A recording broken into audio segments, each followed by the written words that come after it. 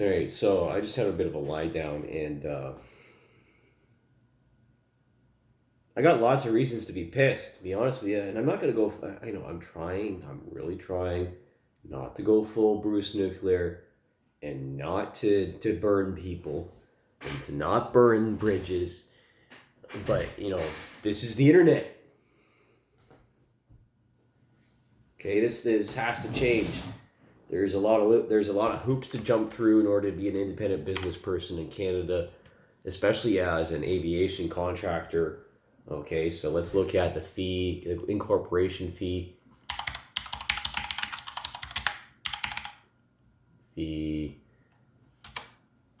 Canada.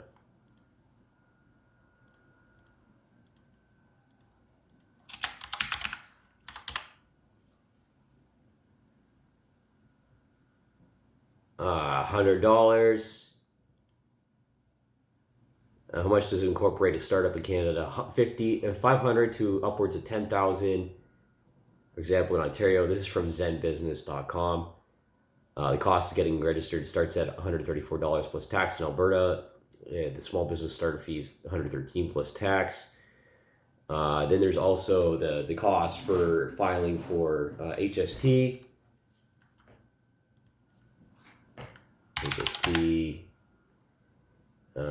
Fee.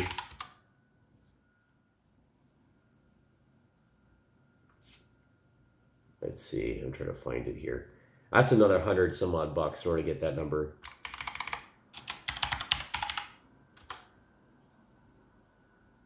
Oh, it's free to register. Anyways.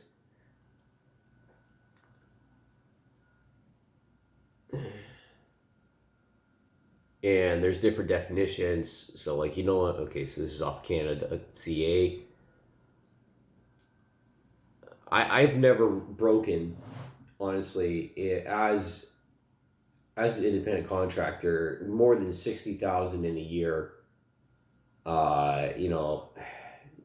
a lot of times it's not even that. A lot of times I haven't even got past $40,000 a year.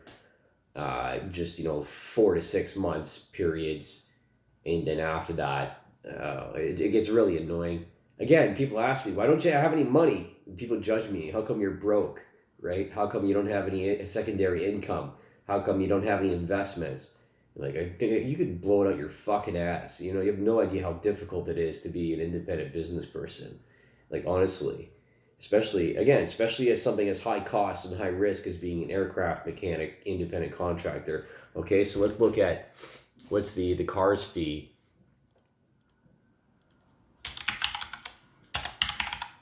CARS, which is Canadian Aviation Regulations Exam.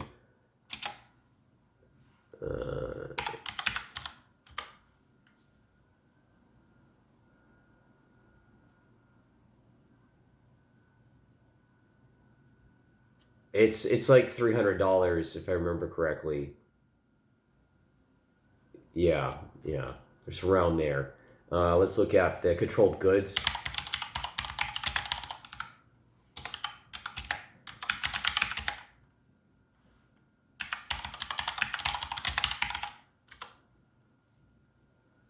There's no okay, so no cost to register controlled goods. Let's see. Look at it. Okay, and then I'm going to look at this, or I say I'm going to disclose a little bit more information. Okay, so the average wage or compensation for an independent person, either through an agency or direct, which doesn't include insurance either, right? So independent liability insurance.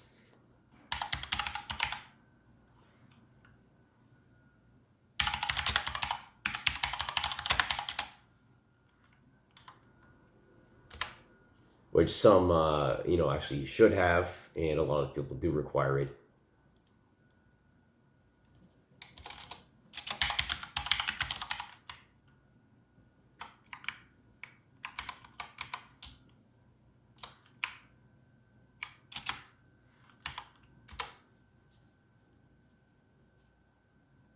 So my father used to work and still does work for McFarland Rollins. This is a small business insurance.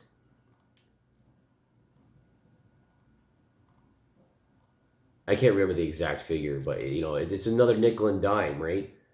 It's another nickel and dime that it makes it very hard, to continue on as an independent, especially at the current rate of between, at its lowest during COVID was $32 an hour plus per diem, and accommodations. Yeah, one of the larger repair depots in Canada, and at its highest, which is very rare, I'll hear like $50 or $60 an hour, plus per diems. Per diems could be $50 to $100 per day. But if I'm going around, I got to find my own accommodations. Then I got to have I got to have the deposit. I got to have a good line of credit. I got to have thousands of dollars of credit available just in case something happens. And then I got to have more than a few $1,000s in my pocket in order to survive on the road, right? I wouldn't go across Canada with less than $5,000 in my pocket just in case something happens, because things can happen like that mechanically, and you're shit up shit creek, so to speak, and rental cars, so on and so forth. It was costing me for a rental car, because sometimes the cost is displaced to the individual and not covered by the agency. Okay, so like $800 to $900 at times at its highest for Airbnbs or hotels, motels, of varying degrees of quality.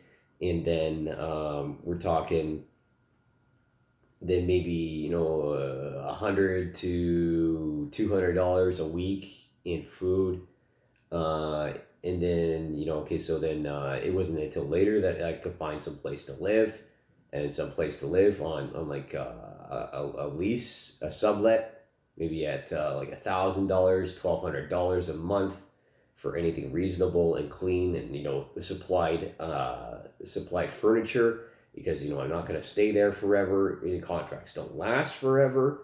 There's a lot of stuff that it's a death by 1,000 cuts. And as I listen to my mentor, and mentors, they're like, get out as soon as possible.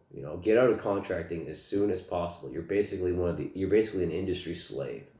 You're indentured. You're always paying out, right? And the only way to get ahead is to be a criminal.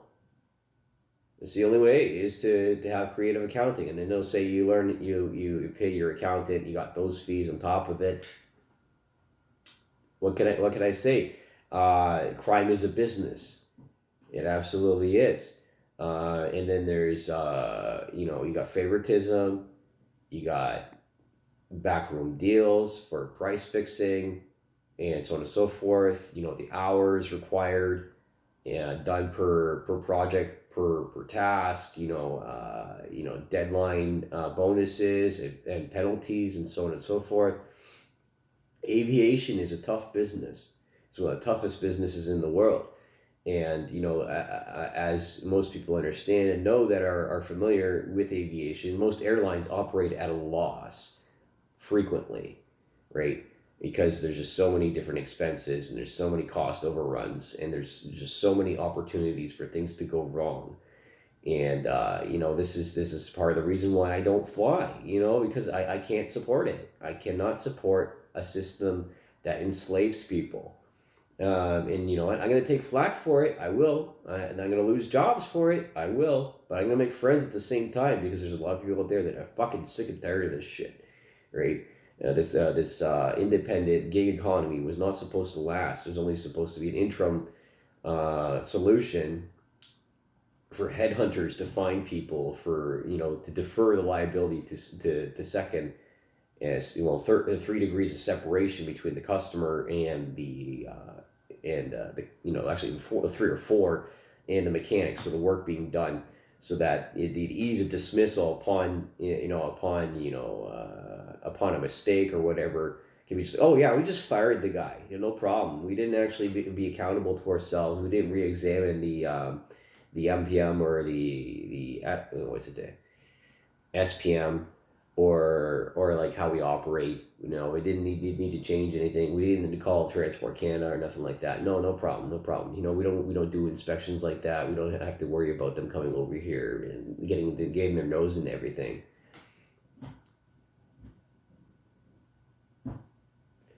Yeah, right.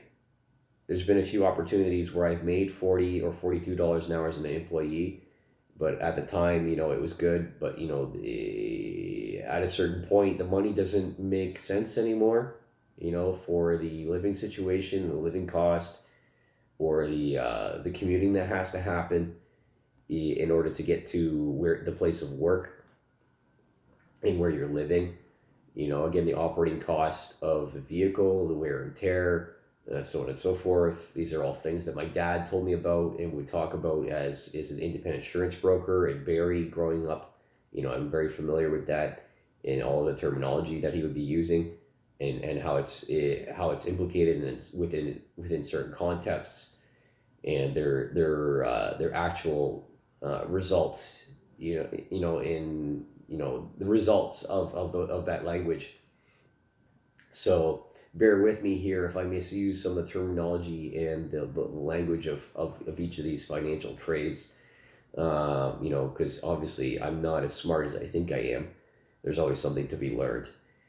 Uh, and this is why I'm very pissed off, and why I don't like it when there's favoritism involved in the political, or so the political system, because of the revolving door of the public to private sector, and people are jerking each other off behind closed doors. Okay, I'll give you this position in the government. Soon after, you implode this company or whatever, or I want you to squash this guy so that we can continue business, and then we can blame it on him or whatever, in whatever a way possible will set them up for failure. So we don't have to see them again because they're the next competition, they're the next generation. We don't want them forming a union, because union busting does happen. It does. It happens in Canadian aviation, and we need one.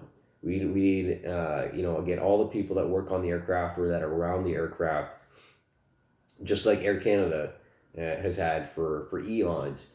We need a union. This is the end of it, right? We need representation. We need collective bargaining, because these people at the very top, they got $1 million jets in their hangars, and we all look after them. And they just expect us to keep doing it without compensation, or without fair compensation. They don't expect us to have wages from the 1990s, and for us to continue on as if nothing is wrong, and as if nothing is, nothing is in need of change, or they're going to undercut us by creating new trades or creating uncertified trades. And I've said this in other videos. Not related to the history of propaganda. Again, I'll probably label this something different here. And even though I'm sick, right now, I'm still fucking fighting. Okay, I'm still fighting. I'm not going to stop doing this just because I feel like shit. It needs to be done. It needs to be done.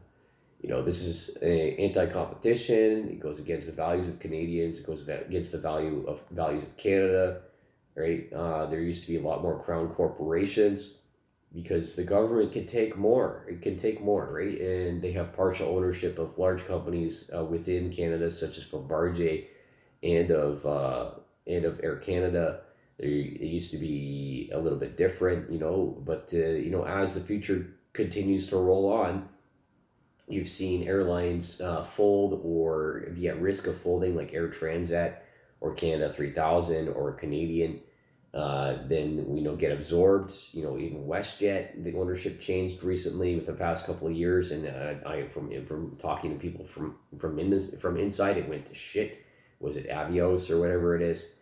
In fighting, and there's a point, as is the example with Unifor and the Auto Workers Union here in Ontario, in which the collective bargaining became an issue because the union started asking way too much, And so I understand why there's anticipation and hesitation to implement this in another industry, but without the protectionism and without the brotherhood, so to speak, right? Which includes women, because there are female mechanics. Deal with it, you know. That it has to change. Because the living costs are not changing. The money counters have too much power. HR has too much power, and they're not planning correctly. Right, the management is not planning correctly. They overspent. They good money over bad. That's why contractors get brought in. But and then there's lots of people that fall through the cracks, like myself. I've made my decisions, but I should not be paying for it because now I don't have options to petition for welfare or disability, POGI, or anything like that. You know, the number of hours required in order to do that, or the justification of such, and it's very interesting to try and substantiate and support my income or a proof of income. You know, it's not always what you think it is. Maybe I'm talking like an idiot. I don't know very much. But the gist of the matter is that, I'm sick and tired of being treated like this, as disposable. And I'm sick and tired of seeing the people on the floor who have years of experience and, they're worth licensing, right? And they make what, $21 an hour working on aircraft. Okay, let's be honest, like working on fucking airplanes, making $21 an hour as experienced people.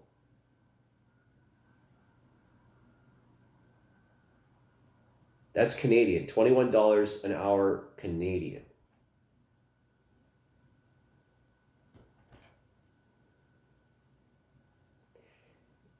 Short history. My first job in aviation was at Diamond Aircraft in 2008. It was for $13 an hour through an agency. My second job in aviation was at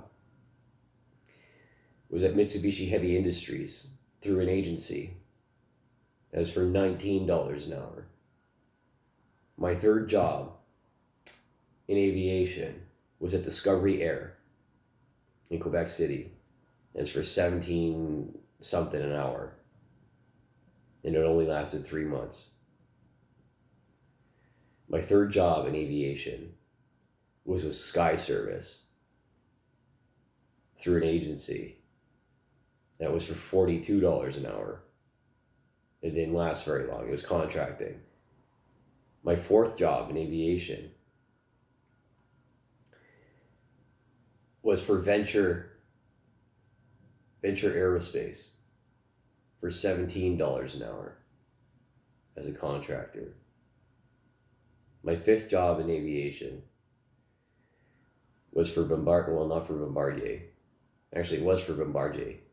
For A System, a secondary contract house, staffing agency. That was for, I think it was like for $37 an hour. Doing graveyard shift, 12 or 7 to 7, 7 p.m. to 7 a.m. After that, let's see, I did wind turbines. I worked for Sky Climber at $19 an hour at the Tilsonburg wind turbine plant, the blades, somewhere in there. I don't remember exactly when. It doesn't matter anymore. Then I worked a South Canoe wind farm in Nova Scotia through an agency for what was it, $19 an hour as a composite technician. Going further, and then back to Bombardier for 42 through Aerotech as an employee. Then also Godrich Aircraft for $21 an hour before that. And a lot of these things, again, they don't last very long. because it just is circumstances, or just undesirable, not getting the experience I wanted, not getting the signatures required in my book in order to attain licensing. Because a lot of people don't want you to have licensing, right? It was been especially for in my journey, it has been very hard to people to give me respect and to think that I had any kind of potential, is either of my social awkwardness, or their fear of being replaced, their anticipation of being replaced, their inadequacies, or their buddy nature with what other company they're with moving forward. Let's see. I worked for $42 an hour through an agency at Kelowna Flightcraft, plus per diems, and then also the same rate at PAL through Venture Aviation for $42 an hour. Obviously, change in circumstances. Then thereafter, I worked for Flying Colors as a direct contractor for $50 an hour. I was very thankful for that. I'm still thankful for it. Then after that, I again, there's lots of gaps because of the nature of contracting. It is just every time that you make money, it disappears soon after.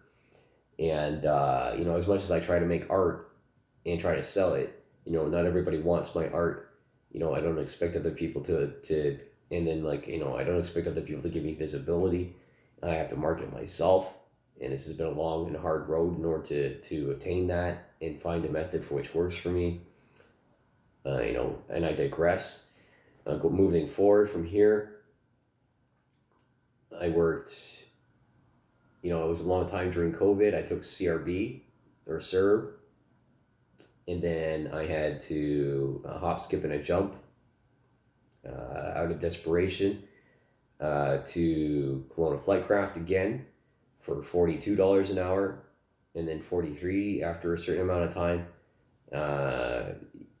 This is the way it goes, and then I was facing with this interview through Cascade at Trenton for, it was a 32 to 38 as an employee. These, again, all these figures are in Canadian, and this doesn't, a lot of them, it doesn't include, oh wait, I forget, I'm forgetting Calgary at Longview for 45 plus 50 per diem through an agency.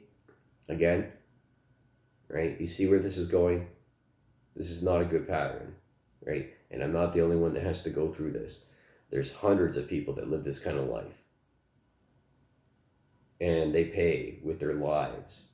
They pay with their families. And they pay with isolation. Because I know one person that I met years ago, and I met him again in Calgary, and he was suffering from massive, alcoholism. He didn't know a way out, and I wanted to help the guy, but he just the only way that he was able to cope with the way of his life was to drink himself to death.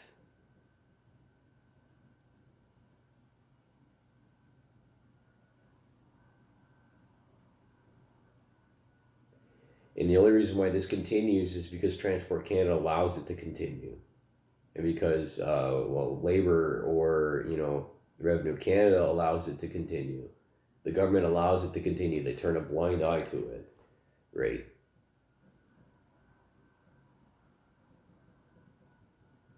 Something has to change. I've had to turn down lots of positions recently for Bombardier or other positions in Quebec that I can't take. Obviously I've had a couple of them go sour recently because of, my tolerance for bullshit has come to a minimum, or come to a zero, so to speak, because of how I've been treated by particular people who think they have power, but they don't, because they don't have respect. And regardless of the communication, a contractor's life is not what you think it is. It's very hard.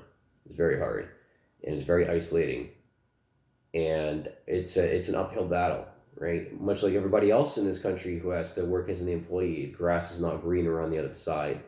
And there has to be equal compensation, when the fact is that there's automotive mechanics and plumbers out there that make $80, $100 an hour.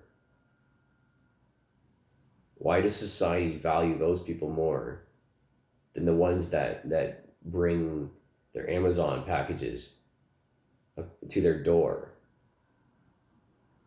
Because I've worked on government aircraft, I've worked on military contractors to aircraft, you know, I've worked on aircraft for Jeff Bezos that became a cargo aircraft. I was instrumental with a team of other people. I've worked on numerous WestJet and Air Canada aircraft. I've worked on numerous private jets.